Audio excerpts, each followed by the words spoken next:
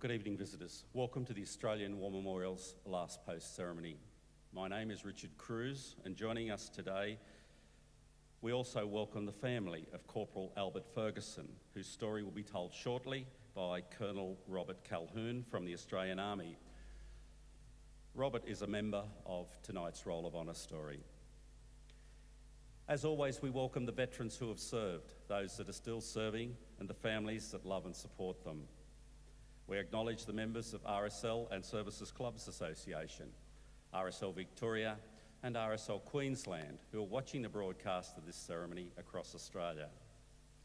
And during this evening's ceremony, wreaths will be laid at the base of the Pool of Reflection by family and visitors to the memorial.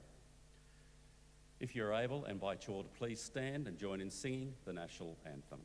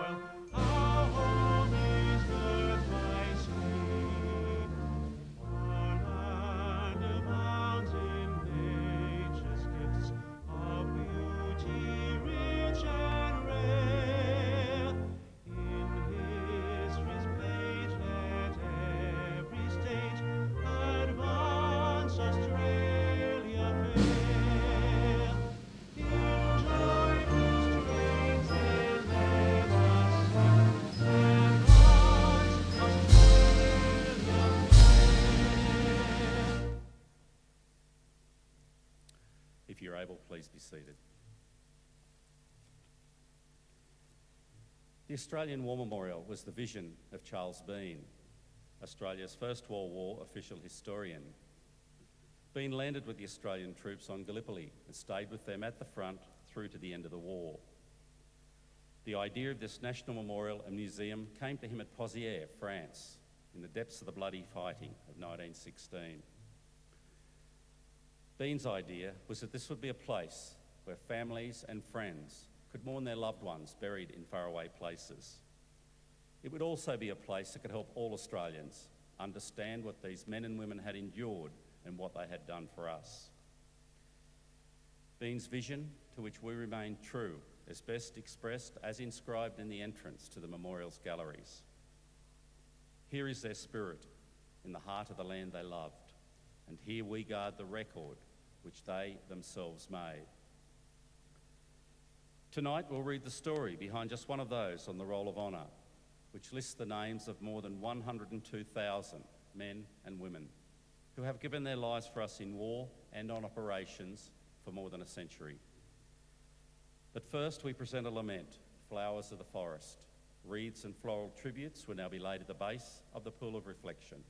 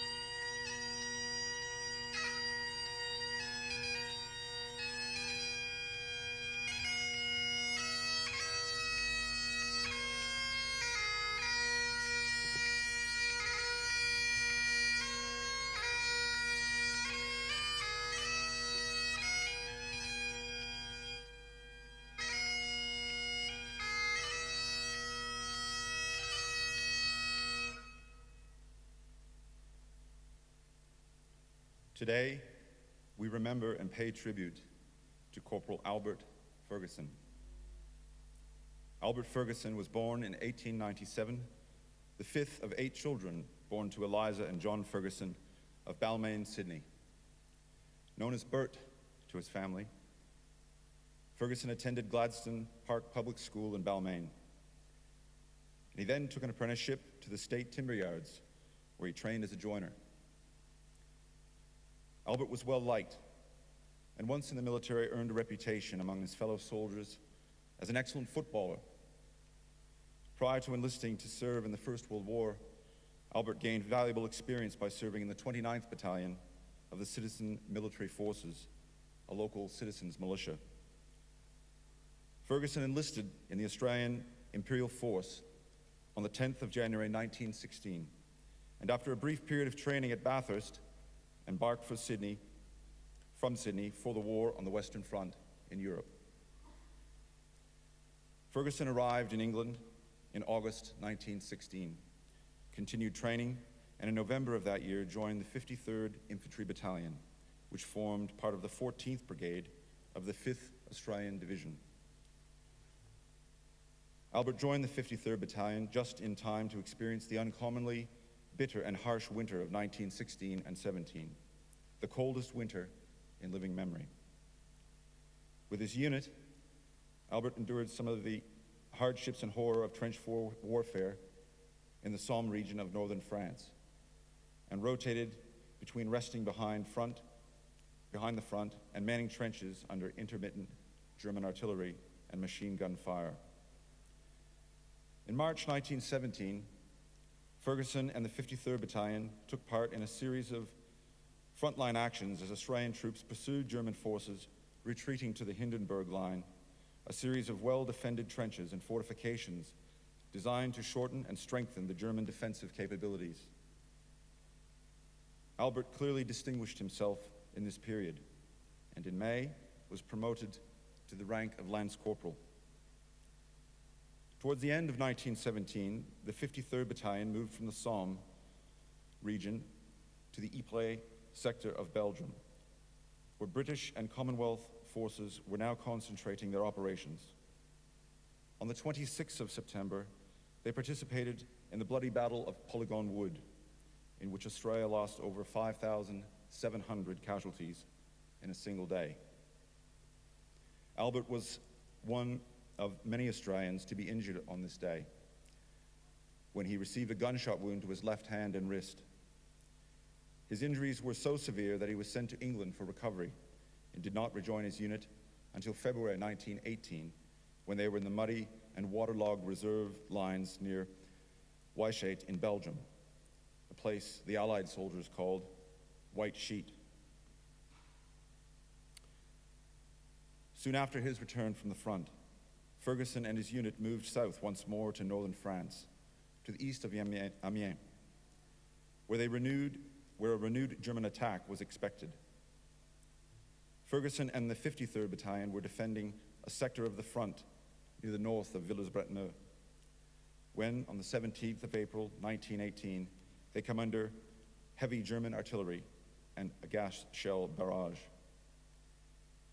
The bombardment lasted for nearly 5 hours, and as the wind was blowing their way, the men had to sit with their gas masks on until conditions improved. Albert, unfortunately, was not able to protect himself from injuries from the gas, and was hospitalized for a second time in the war. His injuries were so severe that he was again sent to England for recovery. He would not return to his unit until September 1918. Shortly before his return, he was promoted once more, this time to corporal. Just weeks after his return to the front, Fergusson and the 53rd Battalion took part in a major attack in the line near Bellecourt.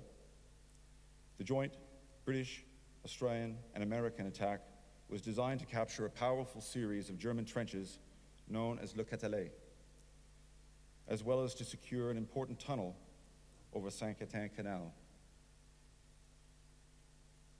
Albert took part in the assault on Le Châtelet. On the 30th September, Albert and his unit marched in the darkness before dawn through through a treacherous shell-holed and barbed wire landscape. At about 6 a.m., the men of the 53rd Battalion leapt from the trenches into no man's land and into intense German machine gun fire. They managed to reduce the first objective, a series of old trenches in which they could find some protection. But after a few hours, they had to make a second advance along the strong German machine gun positions. As Fergusson leapt from his trench, he was struck almost immediately by machine gun fire that caused severe wounds to his abdomen. He was dragged back to his trench to receive first aid and was soon carried by a stretcher to a nearby regimental aid post and then to a casualty clearing station. Albert arrived at this station unconscious from his injuries and died 3 days later on the 2nd of October, 1918. He was 21 years old. He is buried in Doyen Communal Cemetery Extension to the east of Peronne, where over 400 soldiers from the First World War now lie. Corporal Albert Fergusson is listed on the Roll of Honour on my right among almost 62,000 Australians who died while serving in the First World War. A photograph of his headstone is displayed by the Pool of Reflection.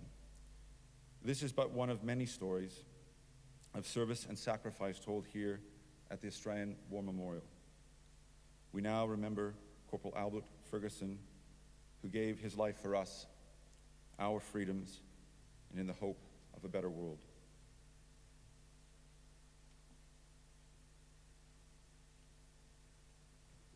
Please stand for the reading of the ode and the sounding of the last post.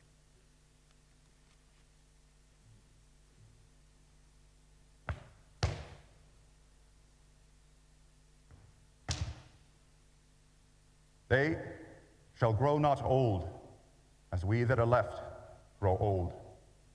Age shall not weary them, nor the years condemn.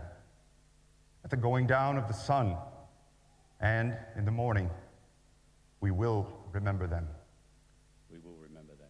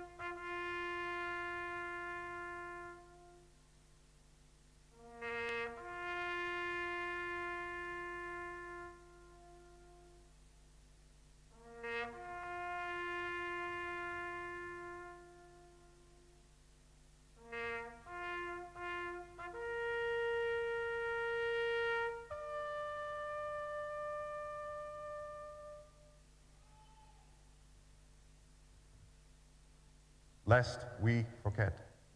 Lest we forget.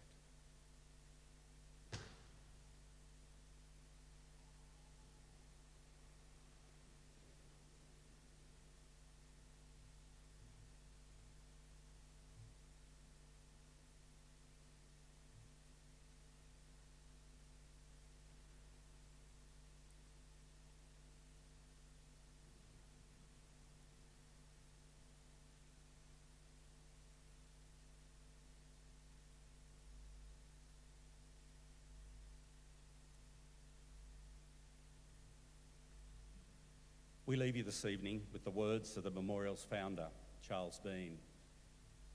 Many a man lying out there at Pozières or in the low scrub at Gallipoli with his poor, tired senses barely working through the fever of his brain, has thought in his last moments, well, it's over.